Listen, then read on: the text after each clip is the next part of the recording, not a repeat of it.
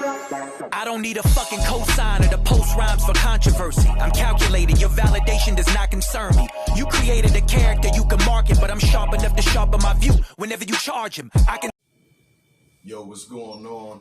I'm your host with the most, here to brag and boast. I am Tay, the loose cannon Adams, aka Stephen Tay Smith.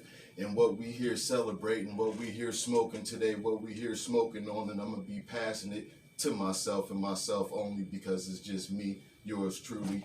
We about to get into the football season. Football is back, and you know what I'm here to do. Got it branded on my chest right here. I'm here to represent. I got my Tiki statue right here. I got this as a Father's Day gift from my homeboy Marcus. Shout outs to him. You know what I'm saying? But first, we're going to get into some of this week one action.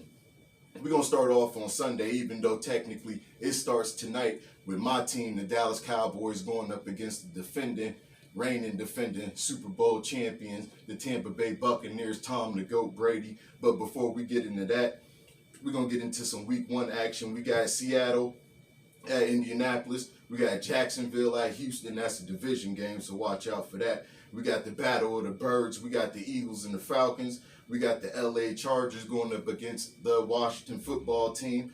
We got Pittsburgh going up against Buffalo. I know I got a lot of Pittsburgh family members, you know, where I'm from, Erie, PA. Shout outs to us all day. You know what I'm saying? So I know that's going to be a real good game. And you know what's crazy about it? For the first time, as I can remember, it's like the Bills ain't the laughing stock of the league no more. You know what I'm saying? They come into play, and they serious with it, but we moving on. We got the 49ers up against the Lions. We got the Jets against the Panthers. We got the Cardinals against the Titans. We got the Browns against the Chiefs. That's going to be a good game. We got another divisional game. We got the Dolphins going up against the Patriots. We got the Broncos against the Giants. We got the Packers going up against the Saints. And we got brand new looking both teams, the Chicago Bears and the LA Rams. That's the Sunday night football game.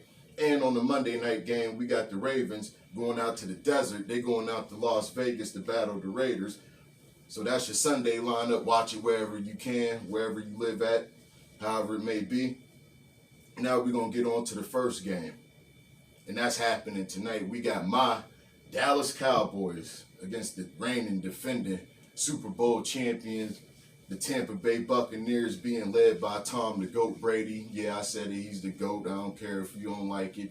Man, it is what it is. Now, the thing about this game is Dallas is 2-3 past couple of years in the season openers.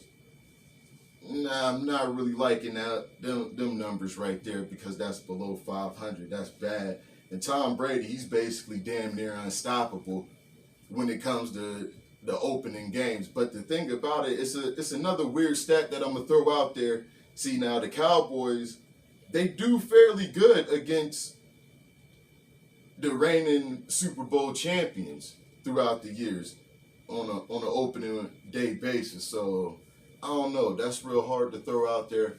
Me personally, you know, I got a text message, you know, from my pop, shout out JT Jesse Tate, you know what I'm saying? And he said, good luck with the show. And he said, but don't go up against Brady. And you know, it was crazy. He said that to me years ago when I tried going up against Brady. I was only right one time, and I wasn't even right. Let me quit lying. I thought I had something on him, but he always told me, don't go up against Brady. So I'm like, all right. So it's like the fan in me. I'm always ride and die with my team because that's what we here to talk about. But I can't go up against Brady. I ain't in the air. I ain't on the fence. I'm going to just put it to you like this. The fan in me is going to pick Dallas. But the fantasy team in me and the money man in me, I got to go up against Brady. Hey, sorry, Cowboys fans. I'm just the realist at the end of the day. And exactly, this show is called What's Wrong with the Dallas Cowboys. I know y'all probably thinking like, how is he a fan, but he could talk bad about his team? Well, I'm fan enough to do that. I'm big enough to do that. I don't deal in emotion. I deal in logic. You know what I'm saying? Logically, since for a long time, for the past couple years, like, we had ups and down moments. We had good, but we had a lot of bad. And I'm going to just break down what was bad throughout all of these years. So the first thing we're going to get into, I'm going to just go off the rip with it.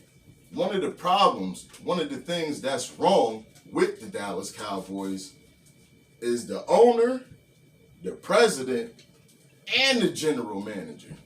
You hear that? 3 titles for basically somebody who he's a non-football guy. I mean, he played a little bit in college, I guess you could say. I don't know if that, but he really wasn't nothing. I mean, as a football player, he wasn't nothing. I ain't saying as a man he's nothing, but as a football player, he wasn't that dude. He wasn't built to make it. He just wasn't that guy. So what Jerry did was he put some of his money in a lot of failed attempts. And that's what I respect about him, because even though some of his attempts failed with trying to get his money right to get to the status where he at, he ain't give up. So he had, I believe it said he was an insurance agent, and then he wound up opening or investing in some oil. And that's how he was able to get the Dallas Cowboys in 1989 for $150 million.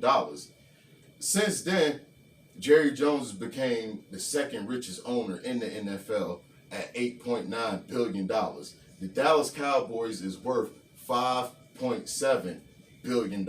And he was inducted into the Pro Football Hall of Fame in 2007. Even though with all of those accolades, like I said, one of the things that's wrong with the Dallas Cowboys is him. Jerry is in his own way sometimes. Jerry, he's egotistical. I guess, you could say that. You could probably say that he's a rich snob. I think he's beyond a rich snob. Anytime you get into the billionaire range, you way past rich snob. You're in a different level with the shit. So I don't even know where that take you at. Hopefully I'll get there. The only thing I'm going to change is my address and my phone number. Just being honest with you. But I'm going to break this down. We know he's the owner. We all know he's been the owner since 1989. He makes it known that he's the owner. The TV stations, they make it known that he's the owner, because sometimes when he's in the press box, they put the camera on him all the time just to see his reaction. And Jerry knows when the camera is on him. And if he ain't in the press box, he's breathing down the coach's neck. Like, honestly, realistically, who the fuck wants their boss breathing down their neck at their job, standing over them, basically wanting to be the coach, basically want to be the star? It's kind of like, what Suge Knight said, if you don't want to have to worry about the executive producer, all in the videos, dancing, all of that shit.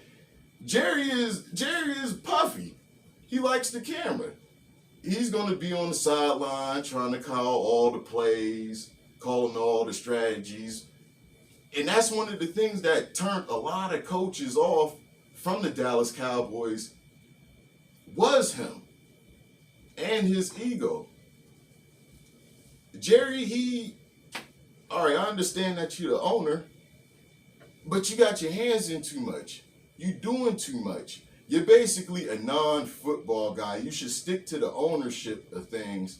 And with being the president and the general manager, you got to hire some football-minded dudes. You're the money. You definitely know how to spend the money. You definitely know how to make the contracts. And eventually, one day, hopefully without you passing away, you would give the team to your son, Steven, because he seems like he's more football-minded. He seems like he knows what he's doing. He knows how to operate. Jerry, you're the money guy. I don't know how many times I keep saying that, but you're the money guy. You spend the money. You're the hell of a businessman, but you're too focused in the draft. You're too focused on offense. We always had a nice offense, but the main thing that we get beat to death in is defense, which I'm going to get into later, is our defense. Flat out. The defense has just been horrible, horrendous. I don't understand it. But before we get into the defense, get into a little oral history about the Cowboys. Now they became a team in 1960, and I really don't remember the names of the previous owners. You know, it just blew my mind. I smoke weed a lot. You know what I'm saying?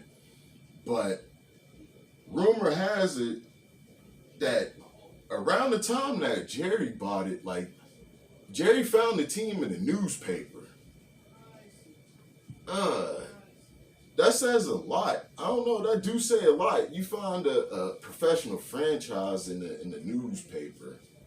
Like, it's just the ad. I don't know if that's good or bad, but in that time before Jerry had bought the team, Cowboys had won 2 Super Bowls. Altogether, they had 5 championship rings and been to the Super Bowl 8 times.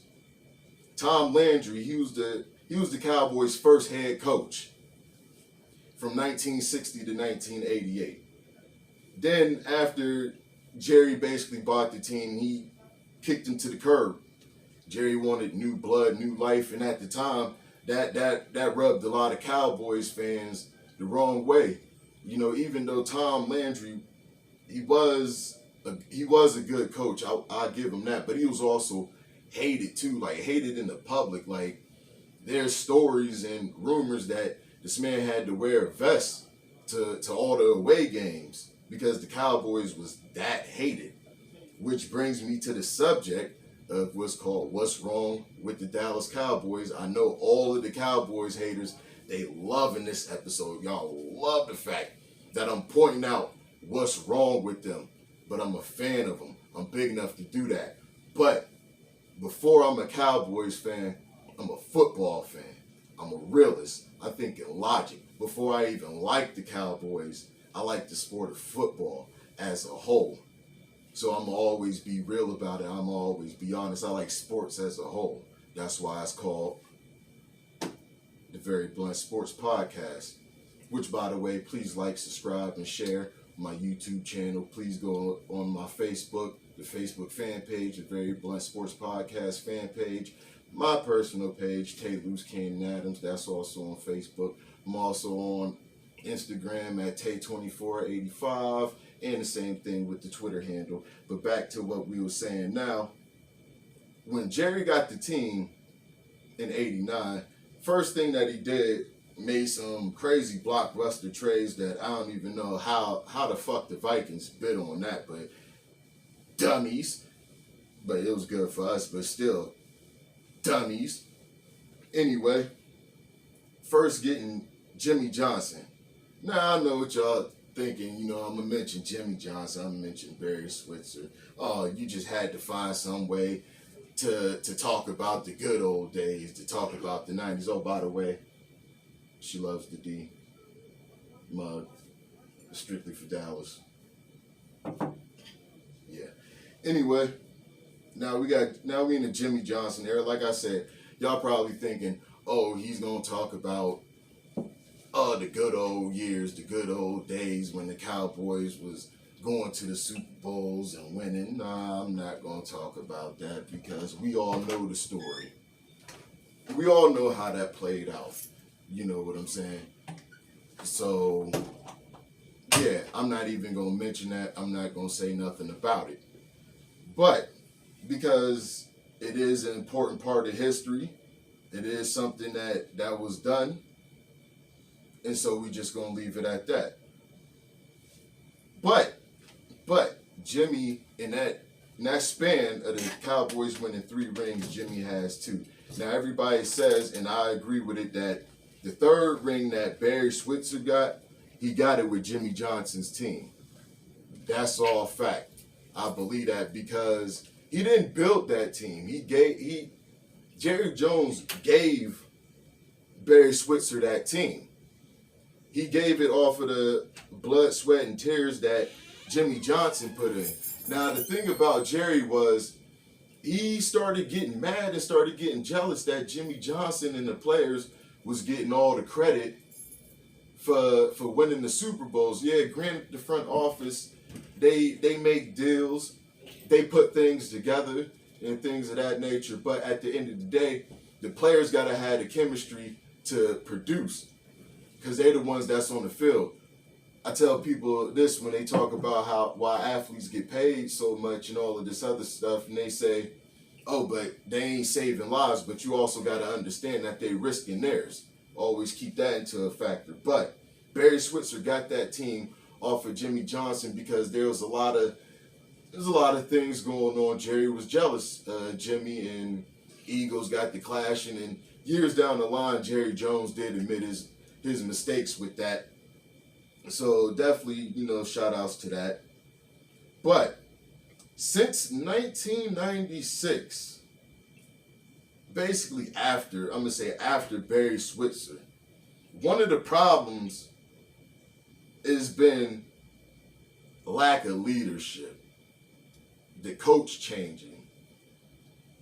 Dallas is probably one of the teams that a lot of good coaches probably would want to go to because of the historical significance of everything. And basically in football, and I ain't just saying this because I'm a fan, it's one of the franchises that's basically held in a deep reverence.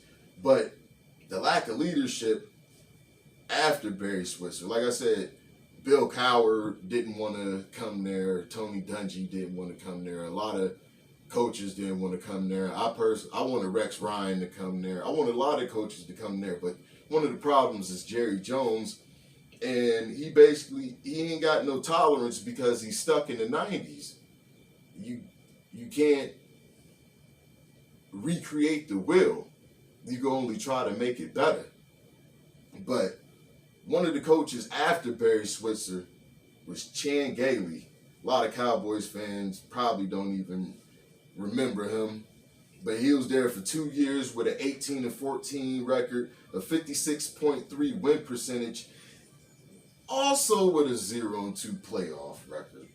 Now we go on to Dave Campy. He was there from 2000 to 2002 with a 15-33 record, a 31.3 win percentage, 0-0 in the playoffs, and he's down in history as the least successful Cowboys coach in history.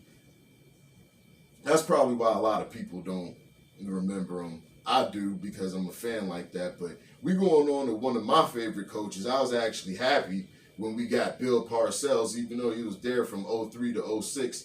He had a 34-30 record, a 53.1 win percentage, and a 0-2 playoff record. Now, the thing about Bill Parcells is he wasn't taking Jerry's shit. He wasn't with that, being on the sidelines trying to tell me what to do when he was already accomplished. He was in our rival, the New York Giants. He was there. He was in our division. And he was able to get 2 Super Bowl rings with probably the greatest defensive guy in Lawrence Taylor, period. A lot of people will probably argue that, but the man was a monster. He was a beast. But anyway, I like Bill Parcells. I like what he brought, because the 2 coaches ahead of him that had their job ahead of him, and Chan Gailey and Dave Campbell, it wasn't as accomplished as him.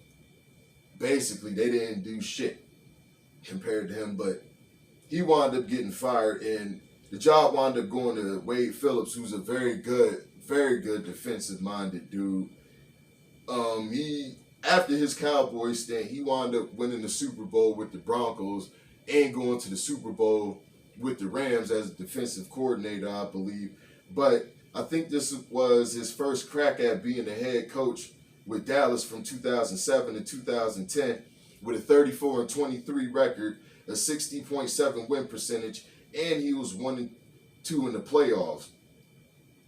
If you ask me, that's as far as playoff-wise and win percentage-wise, he was probably our best coach up to that time.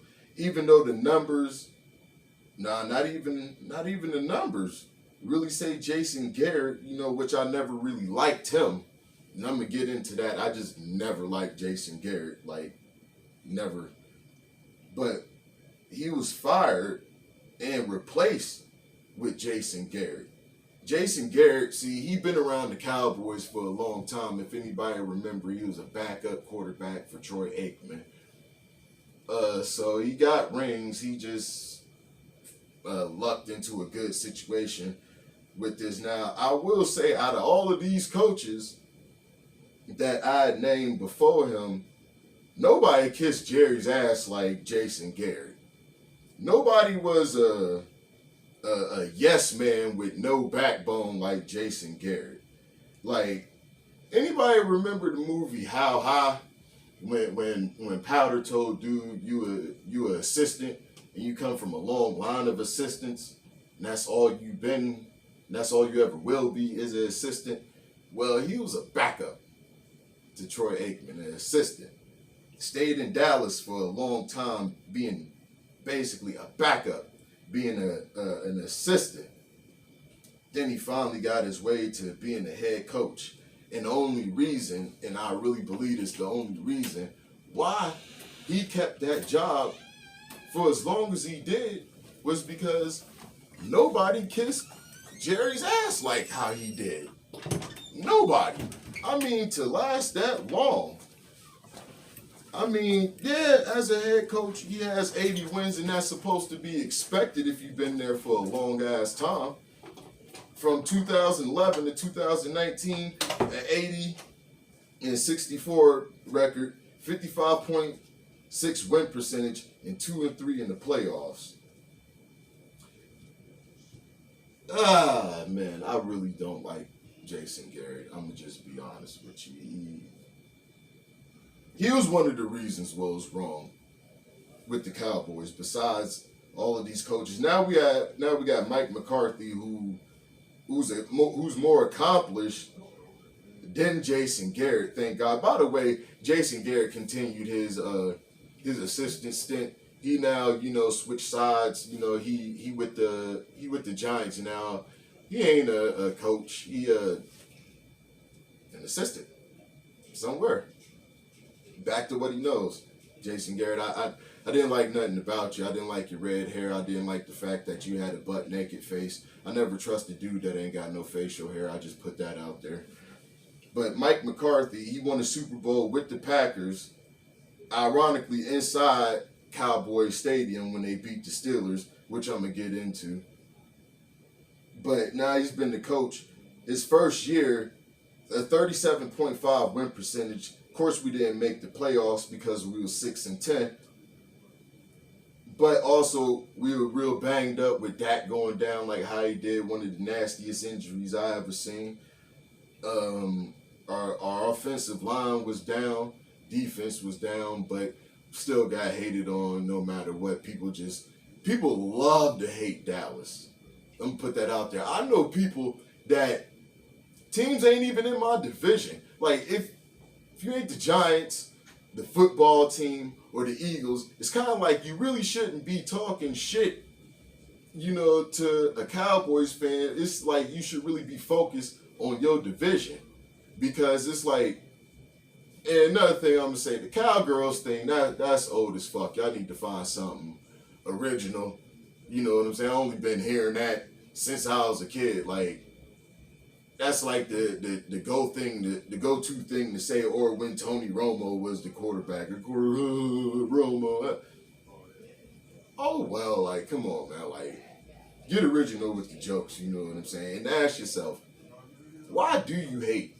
If you ain't a Eagles fan, if you ain't if you ain't an Eagles fan, if you ain't a Washington football team fan, if you ain't a Giants fan, why the hate on my team? I know, like I said, I know people who team ain't even in my division, ain't even in my conference. And when you ask them what's their team and they say such and such, and then you ask them what have they won or what have they did, it don't matter. It do matter. You shouldn't come to the battle unarmed. Because whether if my team win, lose, or draw, I'm going to talk shit regardless. But that was one of the problems. I just had to get that off. And I'm going to get some more off, But that was one of the problems, was the lack of leadership and the coaching changing. You know what I'm saying? That was just... Jason Garrett stuck around because he kissed Jerry's ass. But we also chased away a lot of good coaches. a lot of coaches that probably could have got us to the next level, offense and defense wise, because it seemed like that's all Jerry wanted to focus on. But now we're gonna get into one of the things that was wrong with him was the quarterback changes since Troy Aikman. Troy Aikman, by the way, has 3 Super Bowl rings, basically undefeated in the Super Bowl. Why he ain't regarded as one of the greats, I don't know why. People say, oh, it's because he had a line. Oh, the fuck well, that's what you pay linemen to do, is to protect. You know what I'm saying? I think Jerry was the first one to start paying linemen. Shout outs to him for doing that. But you can't take away what they did behind that line. They were still athletic themselves with Emmitt Smith and Troy Aikman, what they was able to do. But the quarterbacks, since the Troy Aikman era ended, which was around 99, 2000, the first black quarterback, I gotta put that out there in Cowboys history, basically Quincy Carter. Then after him, we had Chad Hutchinson, Vinny Testaverde, Drew Bledsoe, Tony Romo, Matt Castle, and now Dak Prescott. Now we're gonna go to the backups. Ryan Leaf. Anybody remember him? That was the dude that they said was gonna be better than Peyton Manning coming out that 98 draft. Peyton Manning's a Hall of Famer and Ryan Leaf. But moving on, we got another backup, Drew Henson, Old Man Brad Johnson, John Kitna, Kyle Orton, Brandon Whedon, Kellen Moore, Andy Dalton, and Ben fucking DiNucci. Never believed in him. I'd rather have the red rifle, Andy Dalton, over Ben DiNucci. Matter of fact, I didn't want neither one of them. As soon as Dak went down, I said, fuck it, this season is over. You know what I'm saying? Like, I'm going to look forward to next year. But one of the mainstays in the quarterback position of everything that was basically wrong with Dallas, because I'm going from 96 and down, it was right and wrong now. You can say whatever you want about Tony Romo. I had a love-hate relationship with Romo. Loved him during the regular season. If you check his stats, he was one of the best during his time, one of the best regular season quarterbacks. But only 2 playoff wins, and he made, I say love-hate relationship because he made a lot of bad impressions on me that I really can't forget. But from what I got, he was a beast in college. His college, he went to Eastern Illinois University. He was a 2-time Ohio Valley Conference champion, a 3-time Ohio Valley Player of the Year, 3-time first team All-Ohio Valley Conference. He got the Walter Payton Award in 2002, and Eastern Illinois, the Panthers, they retired his jersey, which was number 17.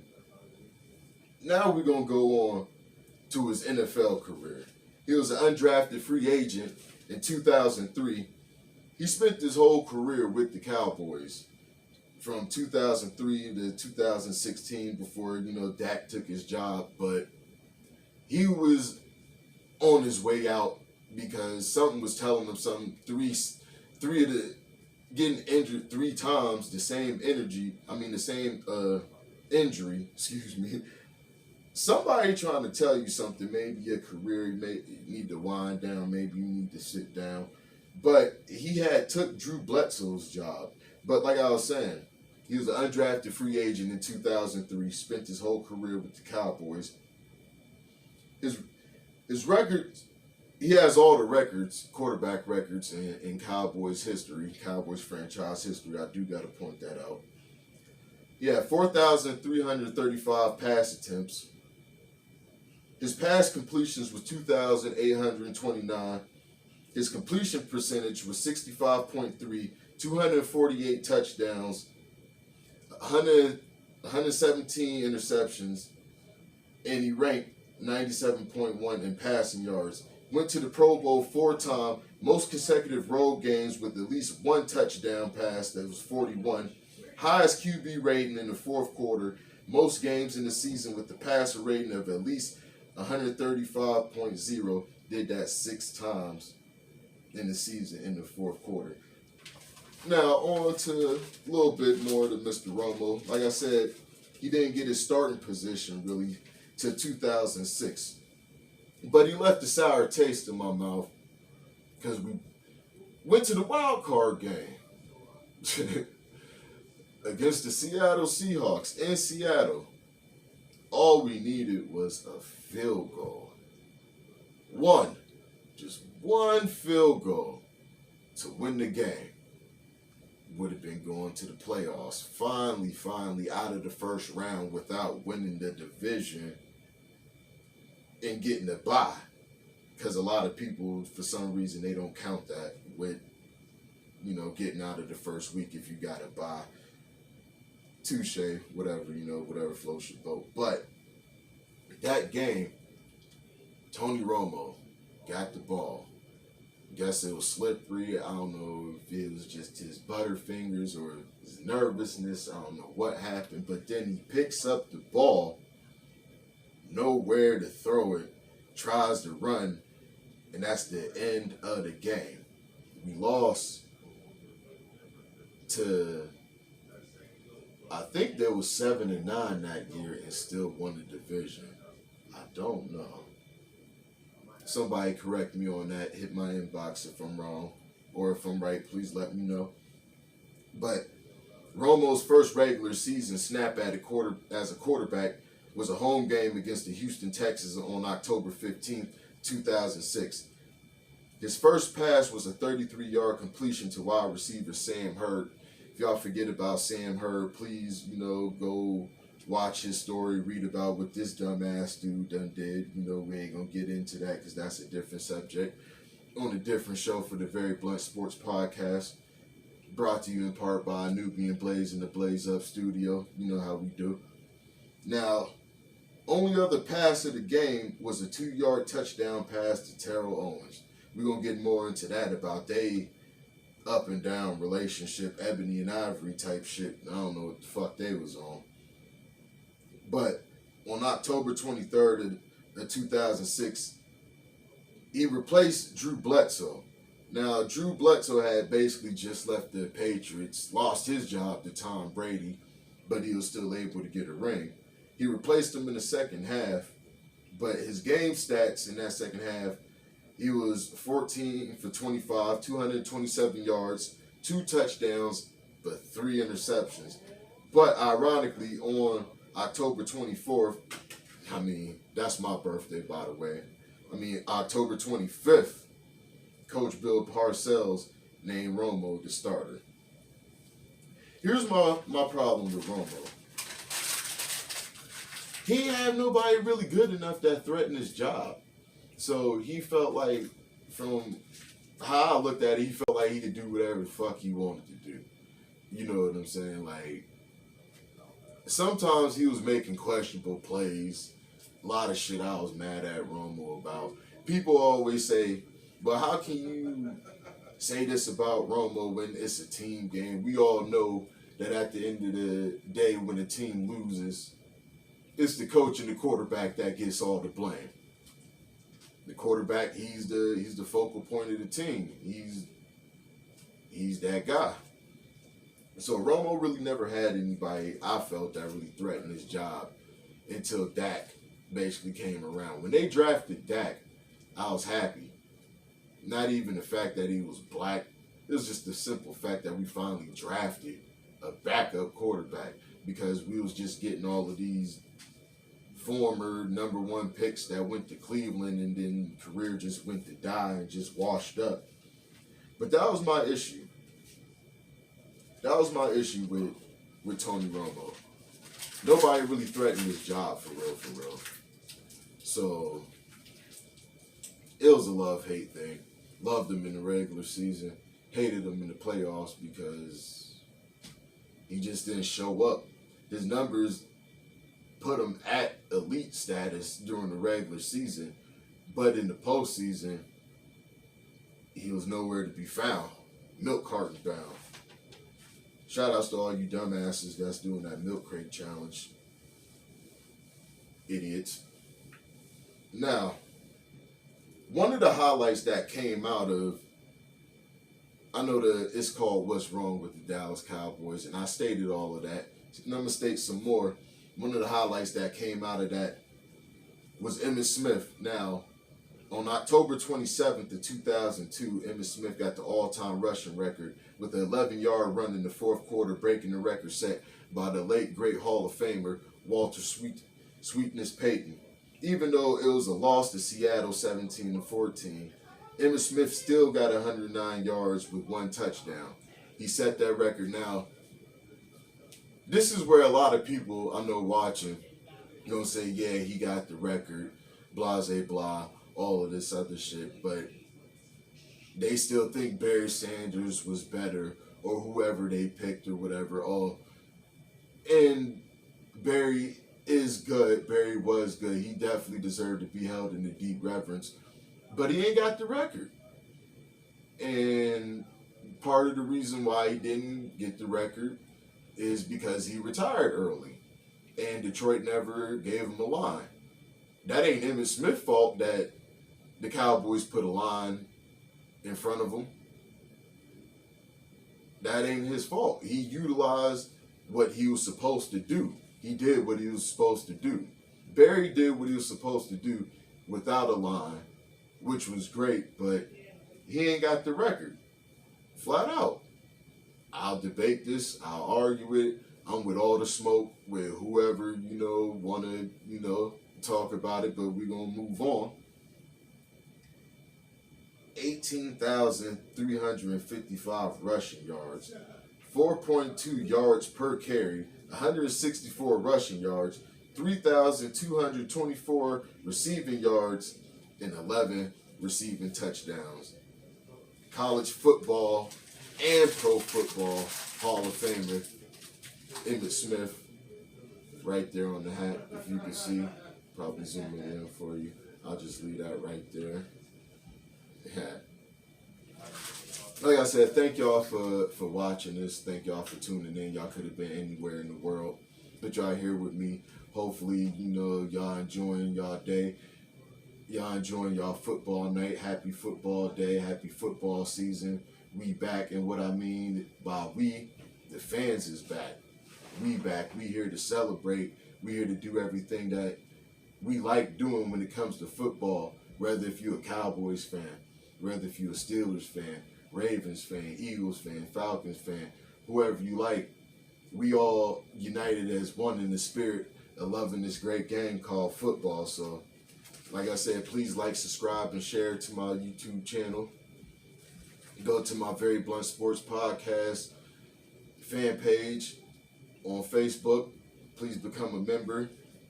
Post whatever topic, sports, hip-hop related. My page is for the culture too. It's not just for sports, it's for the culture and how it all ties in with each other. But now we're going to talk about the defense. Since our last Super Bowl, now from 97 to the present, we have only finished 6 times ranked in the top 10 defense. 6 times. Just 6. And a lot of that has been under. Way under. Basically borderline underachievement. Like now, and I'm going to show how it fits in with our records. Now, from 2000 to 2002, 5-11. 3 straight years of being 5-11 with no playoffs. Now I'm looking at this other number from 2011 to 2013. 3 straight years of being 500 and 8-8 with no playoff appearance. We haven't won a back-to-back division, and I don't know how long. We won a division at least a good 7 to 8 times from 96. Lost a lot of divisional round playoff games. Lost a lot of wild card games. Only 7 playoff wins since 96. So from 96 to now, that's 25 years with 7 playoff wins. That ain't gonna cut it as a franchise in any sport. And that all plays part to us never drafting defense. This year is the only year that I'm really satisfied that we drafted defense. We basically went all out on defense. You could say, we had a defense before then, but we needed corners. We needed safeties. We needed to stop getting beat for 15 to 20 yards. We need to... The star is now basically being disrespected and stepped on by every team. It started with Terrell Owens when he was a 49ers, and he set that trend. But ironically, he did the same thing as the Eagle, but he wound up coming over and being the Cowboy, which gets me to him. That was another thing that was wrong with us. It wasn't necessarily him. It was all the players offensively that we was getting that was problematic or past their prime, whether if it was him, Eddie George, or Keyshawn Johnson. But we just kept getting older offensive weapons. Yeah, Terrell Owens was still a beast. He was doing his thing, but he was problematic like everywhere that he went. I mean, he didn't get in trouble as far as like with the law or anything like that. They called him a locker room cancer, but he produced his numbers with the Cowboys, even though he had a lot of drop passes one year. But in that year with a lot of drop passes, he also had the most touchdown receptions.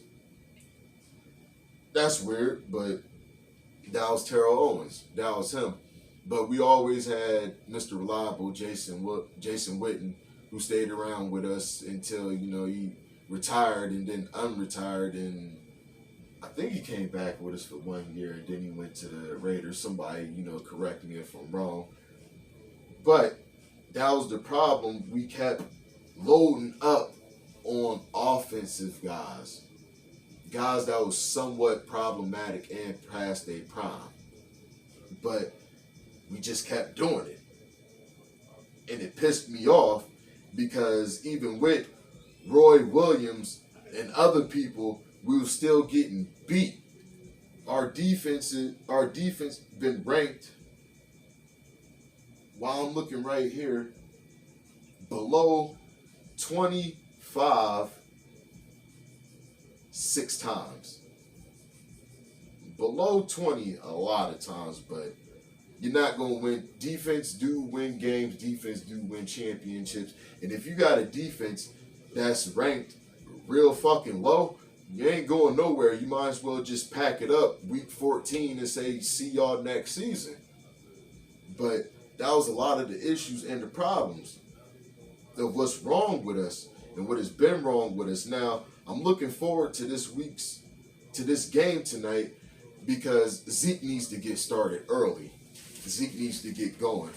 We need Zeke to have a good game, and we need Dak to shake the jitters off, shake the pressure off, and we'll see how he reacts after the first hit, which would be interesting to see. I don't want him to get injured again, not only for the sake of me being a fan and that being my team, but for the sake that he's a man and that's his job and that's how he provides, and he needs his lower body.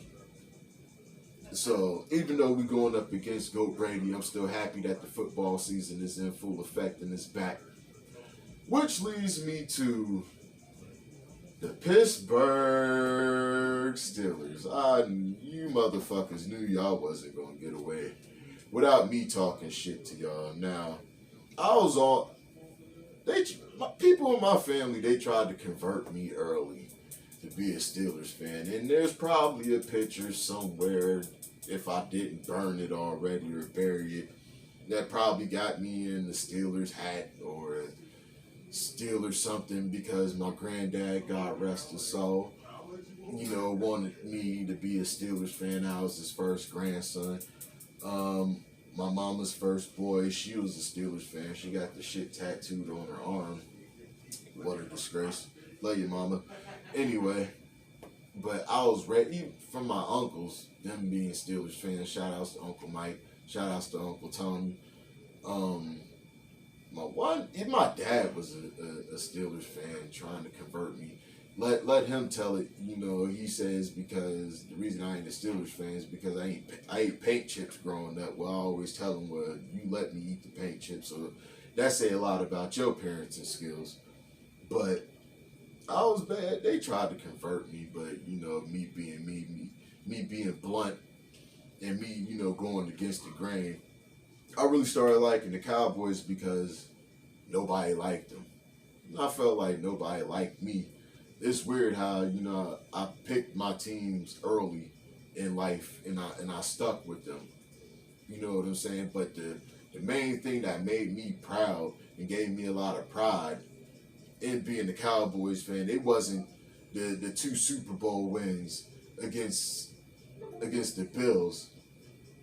It was that Super Bowl win against the Steelers, which they still fucking mad and salty about, which I don't understand why. Dig me on this. That was the last time that Dallas won the Super Bowl. It was in 1996. 25 years ago. Now, Pittsburgh fans, what the fuck are y'all mad about? Look at what the fuck y'all been doing in the past 25 years. Y'all went to 3 Super Bowls, won 2, and in that process, got your 6th Super Bowl ring, which wound up being more than us because we still stuck at 5. Yeah, we got our 5th one up off of y'all. But y'all done won y'all division plenty of times. Got a whole bunch of playoff wins. If anybody should be mad, we should be the ones mad. Y'all say, oh, well, Neil O'Donnell, y'all paid him to throw the game. All right, one play you could say was kind of rigged, was janky as fuck. He threw it right to him. There was no Steeler in sight. I could kind of empathize on that. But the rest of that shit, let's just say he fucked up. He did that shit on his own. And we don't know if that man got paid or not. That's between him, Jerry Jones, and that man's bank account. But what's with all the hate and all the animosity? Is it because I'm from Northwestern PA and I'm a Cowboys fan? And I done seen more more Steelers fans hate on the Cowboys more than they hate on the Browns, the Ravens, and the bum-ass Bengals. You know what I'm saying? Y'all see the hat move. Oh well, got him out of his own, smooth criminal. But I don't get y'all Steeler fans. Could it be that maybe the last time y'all did go to the Super Bowl, it was in Cowboys Stadium and y'all lost to the Packers? Is it that? Why y'all mad? Why? If anything, y'all should be mad at Tom Brady and the Patriots. Because if you ask me personally, the greatest TB12, it ain't Terry Bradshaw, it's Tom Brady. Oh, the fuck well. But, concluding this episode about what's wrong with the Dallas Cowboys, all in all, from this season, I just want to see better on the defense. We rank very high. We shouldn't have no problem winning the division. The division has been weak for the past couple years. And whether if people want to accept it or not, if you add all the Super Bowls in that division, there's 12 Super Bowls between the Cowboys with 5, the Giants with 4, the Redskins with 3, and the Eagles with 1. Now, is that 12? The Giants got... Either way, y'all know what the fuck I'm saying. I never really was good at math. Somebody please correct me. A little nervous right now because I'm trying to head home, watch the game, hopefully get this uploaded before, the game come on. Like I said, thank y'all. Y'all could have been anywhere in the world, but y'all here with me. Please continue to like, subscribe, and share. And I want to say thank y'all, because y'all got me at 50 subscribers on my YouTube channel. I appreciate every step. I appreciate everybody that's been, adding on to the page, that's been posting, that's been debating. I like that everybody keeps it all in respect. I like it that everybody keep it all in the sport, keep it all in showmanship and competitiveness, and keep it all for the culture. And that's what we're going to keep doing. I'm promising I'm at least, throw out there. I'm going to try to upload every Thursday right before the Thursday night game. Now that, we in the season, now that we're going to keep, doing it, keep uploading the content. Shout outs to my whole Nubian Blaze family. Please go, look at the Nubian Blaze fan page on Facebook. We're also on Twitter, official Nubian Blaze. It's a lot of stuff, going on, up here in the Blaze studio. We got a lot of stuff cooking up for you. By the way, I'm doing pictures too. If anybody, wants some pictures done, please hit my inbox and, we'll talk about business and prices, separately. You can get in touch with my team. Shout outs to Trash Sport Takes, my guys over there. Shout outs to Gas, those dudes over there. And of course, shout outs to me, the Very Blunt Sports Podcast. On this note, let everybody get back to their evening, get back to the game. We're about to ash, not pass. We're going to put this blunt out. Until next time when we light up, be safe, have love, salute, happy football day, Cowboys on the wrist. Thank y'all. Like I said, please continue to like, subscribe, and share, and we out.